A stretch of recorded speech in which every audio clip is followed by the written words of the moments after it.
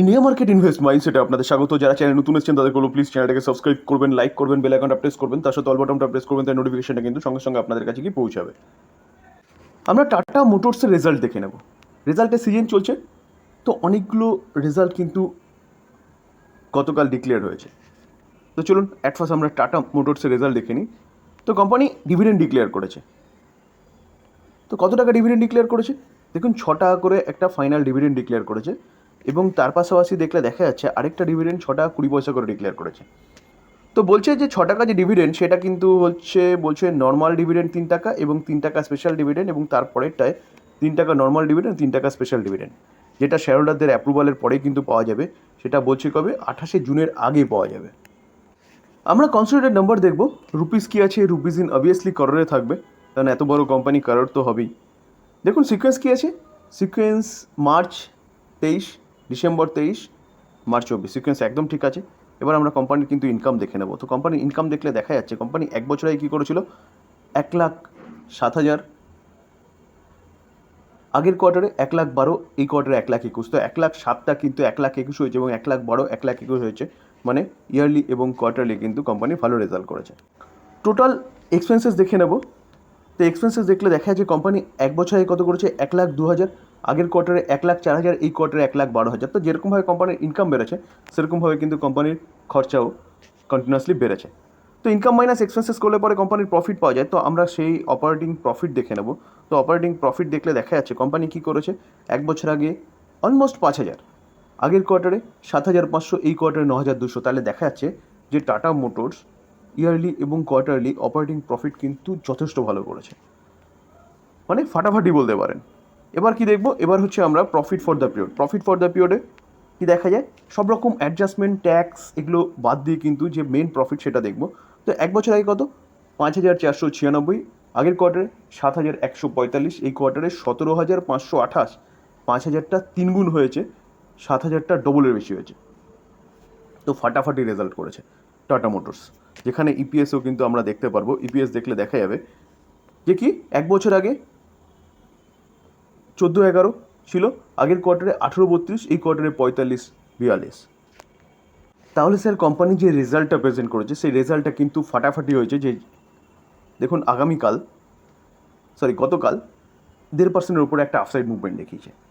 এবার আপনি কি করবেন দেখুন স্যার, ইলেকট্রিক ভেহিকেলসের জাস্ট শুরু। এখন গভর্নমেন্ট 2030-এর মধ্যে 30% হচ্ছে ইলেকট্রিক ভেহিকেলস মার্কেটে আসবে, সেরকম অ্যাজাম্পশন নিয়ে কাজ করছে।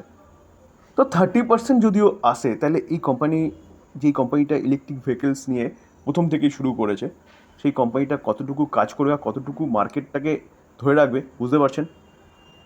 যদিও বা একটা থ্রেড আছে, থ্রেডটা কীরকম, যে 2024-এর শেষের দিকে এবং 25-এর প্রথম দিকে আরও ইলেকট্রিক ভেহিকেলস কিন্তু মার্কেটে আসতে চলেছে। যেমন মারুতির ইলেকট্রিক ভেহিকেলস আসতে চলেছে, মাহিন্দ্রার ইলেকট্রিক ভেহিকেলস আসতে চলেছে। তো কম্পিটিশানটা টাফ হবে। তো কম্পিটিশান টাফ হবে মানে এই নয় যে এই কোম্পানিটা হচ্ছে পড়ে যাবে। তো এখন কিন্তু মার্কেট সবচেয়ে বেশি ক্যাপচার করে রেখেছে ইলেকট্রিক ভেহিকেলসে হচ্ছে টাটা মোটরস। যখন আরও মানুষ ইলেকট্রিক ভেহিকেলসের কথা চিন্তাভাবনা করবে, এখন যদি 100 জনের মধ্যে 10 জন করে, তখন 50 জন করবে। তো সেই জায়গায় দাঁড়িয়ে এই যে কোম্পানিটা, এই কোম্পানিটার একটা কম্পিটিটিভ অ্যাডভান্টেজ এই জন্যই এটাই রয়েছে যে এই কোম্পানিটা কিন্তু অনেকগুলো মডেল মার্কেটে নিয়ে এসছে। তো আরও ভালো খবর কি পাওয়া যাচ্ছে, যে এই কোম্পানিটা তার কমার্শিয়াল ভেহিকেলস এবং যে প্যাসেঞ্জার ভেহিকেলস সেগুলোকে কিন্তু আলাদা করছে। তো ফোকাসটা আরও বাড়বে। তো সেই জায়গায় দাঁড়িয়ে কিন্তু তার পাশাপাশি জেএলআর যে বিজনেস রয়েছে, যেটা লাক্সারি কারের, সেটা কিন্তু যথেষ্ট ভালো পারফরমেন্স করছে। যেটা কিছুদিন আগে কিন্তু আমিও নিউজটা কভার করেছিলাম কি, যে ভারতেও তারা তাদের কিন্তু প্রোডাকশন ইউনিট তৈরি করতে চলেছে। তো এভারগ্রিন স্টক, এই কোম্পানি নিয়ে কিন্তু আপনি চিন্তাভাবনা করতে পারেন। মন্ডেতে কিন্তু এই কোম্পানি ধামাকা মাজাতে পারে লং টার্ম ইনভেস্টমেন্টের জন্য। কিন্তু দেখুন স্যার, ওয়ারি রিনিউয়েবল টেকনোলজি কোম্পানিটা গতকাল 5% লোয়ার সার্কিট মেরেছে। তো এই কোম্পানিটা কিন্তু কন্টিনিউয়াসলি সার্কিটে উঠছে এবং সার্কিটে নামছে। দেখুন আমরা যদি 5 দিনের চার্ট দেখি, দেখলে দেখা যাবে 5%। কেন কি 5 দিনে কোম্পানিটা অনেকটা সার্কিট মেরে উঠেছিল, চার্ট দেখলে বুঝতে পারবেন, এবং সার্কিট মারতে মারতে কিন্তু নিচে নামছে। ওকে, আমরা যদি 1 মাসের চার্ট দেখি, দেখলে দেখা যাবে কোম্পানিটা কিন্তু প্রায় 30% রিটার্ন দিয়েছে। আমরা 6 মাসের চার্ট দেখলে দেখতে পারবো 789% রিটার্ন দিয়েছে। আমরা যদি 1 বছরের চার্ট দেখি, দেখলে দেখতে পারবো 1200% রিটার্ন দিয়েছে, তো আরও বেশি গেলে কিন্তু রিটার্ন দেখে মাথা খারাপ হয়ে যাবে। তো কোম্পানিটা রিটার্ন কেন দিচ্ছে? কারণ কোম্পানিটা একের পর এক কিন্তু অর্ডার পাচ্ছে। রিনিউয়াল সেক্টরে কাজ করে, রিনিউয়েবল সেক্টরে কাজ করে মিনস রিনিউয়াল সেক্টরে যে সোলার যে রুফটপের যে কাজ হয় না, সে সোলার রুফটপের ম্যানুফ্যাকচারিং করে হচ্ছে এই কোম্পানিটা, মাথা রাখবেন স্যার। তো ইনস্টলেশন নয়, ম্যানুফ্যাকচারিং করে। তো এই কোম্পানিটার বিজনেস কিন্তু কয়েক গুণ বেড়ে গেছে, আরও ভবিষ্যতে বাড়বে। কারণ কি? কারণ 1 করোড় হাউস হোল্ডের হচ্ছে সোলার রুফটপের কথা বলেছে আমাদের পিএম। তো সেটা যদি বাস্তবায়ন হয় তাহলে কিন্তু আরও অনেক অর্ডার পাবে, কন্টিনিউয়াসলি পাচ্ছে। কারণ সোলার রুফটপকে নিয়ে কিন্তু এখন মানুষ চিন্তাভাবনা করছে, নিজের ঘরে ইনস্টলেশন বলুন, নতুন বিল্ডিং বলুন। তো বিজনেস কিন্তু এই কোম্পানির ওয়েল অ্যান্ড গুড। এই কোম্পানির রেজাল্ট গতকাল ডিক্লেয়ার হয়েছে, তো চলুন রেজাল্টটা দেখে নিই। তো কোম্পানিটা ফার্স্টে ডিভিডেন্ড ডিক্লেয়ার করেছে, কত টাকা করে? ফাইনাল ডিভিডেন্ড 1 টাকা করে ডিক্লেয়ার করেছে, এবং সেটা শেয়ার হোল্ডারদের অ্যাপ্রুভালের পরেই কিন্তু পাওয়া যাবে। আমরা কোম্পানির কনসিডারেড নাম্বার দেখব। রুপিস কি আছে? রুপিস ইন মিলিয়নে রয়েছে। ওকে, আমরা কোম্পানির সিকোয়েন্স দেখে নেব 3-23, 12-23 এবং 3-24। আমরা কোম্পানি যদি ইনকাম দেখি, টোটাল ইনকাম দেখলে দেখা যাবে কোম্পানি এক বছর আগে কী করেছে? 6,165, আগের কোয়ার্টারে 32,467, এই কোয়ার্টারে 27,458। 6,100টা 27,400 হয়েছে, এবং 32,000টা কিন্তু 27,400 হয়েছে। তো সেই জায়গায় দাঁড়িয়ে ইয়ারলি কোম্পানি কয়েক গুণ ইনকাম বাড়িয়েছে, কিন্তু কোয়ার্টারলি ইনকাম সেরকমভাবে কমেছে। তো চলুন আমরা খরচা দেখে নিই। তো টোটাল এক্সপেন্সেস দেখলে দেখা যাবে কোম্পানি এক বছর আগে কী করেছে। এক বছর আগে এক্সপেন্স করেছে হচ্ছে 4,200, আগের কোয়ার্টারে 23,800, এই কোয়ার্টারে 23,300। তো কোম্পানি যেরকমভাবে ইনকাম ইয়ারলি বেড়েছে এবং কোয়ার্টারলি কমেছে, সেরকমভাবে খরচাও ইয়ারলি বেড়েছে এবং কোয়ার্টারলি কমেছে। তো ইনকাম মাইনাস এক্সপেন্সেস করলে পরে কোম্পানির অপারেটিং প্রফিট পাওয়া যায়, যে প্রফিট ট্যাক্স এবং অ্যাডজাস্টমেন্টের আগে। তো দেখলে দেখা যাবে 1962, আগের কোয়ার্টারে 8,655, এই কোয়ার্টারে কিন্তু 7,154। তো 1900টা 7,100 হয়েছে, কয়েক গুণ কিন্তু ইনকাম বেড়ে গেছে। কোয়ার্টারলি 8,600টা 7,100 হয়েছে, কিছুটা কমেছে বলতে পারেন।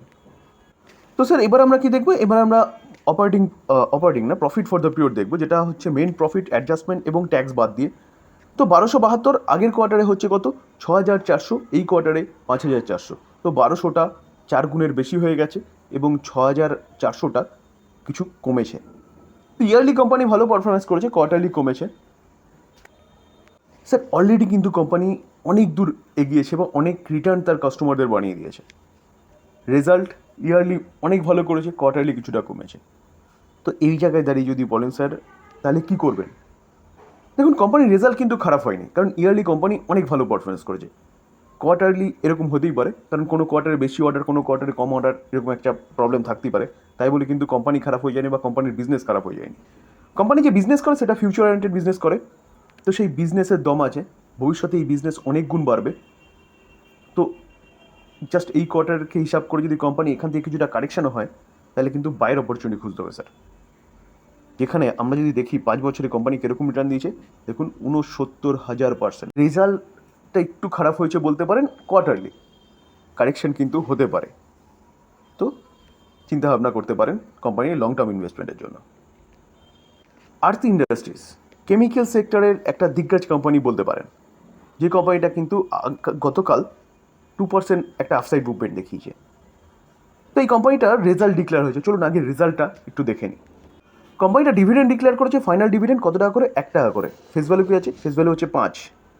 তো এই ক্ষেত্রে একই জিনিস প্রযোজ্য, শেয়ার হোল্ডারদের অ্যাপ্রুভালের পরে কিন্তু এই ডিভিডেন্ডটা আপনার ব্যাংকের অ্যাকাউন্টে হিট করবে। আমরা কোম্পানির কনসিডারেড নাম্বার দেখব। রুপিস কি আছে? রুপিস দেখুন ইন কারোরের রয়েছে, রুপিস ইন কারোর। হ্যাঁ, ওকে। তো আমরা যদি সিকোয়েন্স দেখি, এটাও মার্চ 23, ডিসেম্বর 23, মার্চ 24, সিকোয়েন্স একদম ঠিকঠাক আছে। এবার হচ্ছে আমরা কোম্পানির ইনকামে চলে যাব। দেখুন ইনকাম, টোটাল ইনকাম দেখলে দেখা যাবে কোম্পানি এক বছর আগে কী করেছে। এক বছর আগে 1656, 1740 হচ্ছে আগের কোয়ার্টারে, 1773। তো দেখা যাচ্ছে 1656টা 1773 এবং 1740টা 1773 ইয়ারলি এবং কোয়ার্টারলি কোম্পানির ইনকাম সামান্য হলেও কিন্তু বেড়েছে। এবার চলুন আমরা কোম্পানির টোটাল এক্সপেন্সেস দেখে নিই। তো টোটাল এক্সপেন্সেস দেখলে দেখা যাবে কোম্পানি এক বছর আগে কিন্তু 1521, আগের কোয়ার্টারে 1623, এই কোয়ার্টারে 1647। তো ইনকাম যেরকম সামান্য বেড়েছে, সেরকম কিন্তু কোয়ার্টারলি এবং ইয়ারলি কোম্পানির যে খরচা সেটাও বেড়েছে। তো অপারেটিং প্রফিট, তো প্রফিটটা দেখলে দেখা যাবে কোম্পানি কী করেছে। এক বছর আগে 135, আগের কোয়ার্টারে 117, এই কোয়ার্টারে 126। তো 135, 126 হয়েছে, ইয়ারলি কমেছে এবং কোয়ার্টারলি কিন্তু কিছুটা বেড়েছে। তো আমরা মেন প্রফিটে যদি যাই তাহলে মেন প্রফিট তো দেখলে দেখা যাবে কিন্তু, দেখুন প্রফিট ফর দ্য পিরিয়ড দেখলে দেখা যাবে কী করেছে, এক বছর আগে 149 আগের কোয়ার্টারে 125, এই কোয়ার্টারে কিন্তু 132 করোড়। তো ইয়ারলি কোম্পানির ইনকাম অনেকটা পড়েছে, কোয়ার্টারলি কোম্পানির ইনকাম কিছুটা বেড়েছে। দেখুন স্যার এস্টিমেটকে দেখলে দেখা যাবে 1.42% কিন্তু এস্টিমেটটাকে কী করেছে, বিট করেছে, অর্থাৎ মার্কেট যে এক্সপেক্ট করছিল সেই অনুযায়ী কিন্তু কোম্পানির রেজাল্টটা মোটামুটি ভালো করেছে বলতে পারেন। তো এবার কী হবে, দেখুন স্যার কেমিক্যাল সেক্টরের কোম্পানিগুলো যদি আমরা চার্ট দেখি তাহলে দেখলে দেখা যাবে, দেখুন এক বছরে কোম্পানি ভালো পারফরমেন্স করছে, 5 বছর দেখলে দেখতে পারবেন যে কোম্পানি কিন্তু হাই থেকে অনেকটা পড়ে আছে। প্রায় প্রতি কটা কেমিক্যাল সেক্টরে একই রকম সিনারি দেখা গেছে। ইউক্রেন রাশিয়া যুদ্ধ হলো, ক্রুড অয়েলের দাম বাড়লো, ইনফ্লেশন বাড়লো, কোম্পানিগুলো পড়তে শুরু করলো। কেন? কারণ এইসব কোম্পানিগুলোর মেন বিজনেস হচ্ছে র ম্যাটেরিয়াল হচ্ছে ক্রুড অয়েল, তার দাম বেড়েছে, এটা একটা ফ্যাক্টর। তার সাথে সাথে কোম্পানিগুলোর যে মেন যে প্রোডাকশন, সেই প্রোডাকশন সাপ্লাই দিত কোথায়, নর্থ আমেরিকা এবং ইউরোপের দেশগুলোতে, সেখান থেকে কোম্পানির অর্ডার কিন্তু কমে গেছে। তো এই হচ্ছে কারণ কোম্পানিগুলো পড়ার পিছনে। তো স্যার এখন ভালো সময় আসছে, কেন?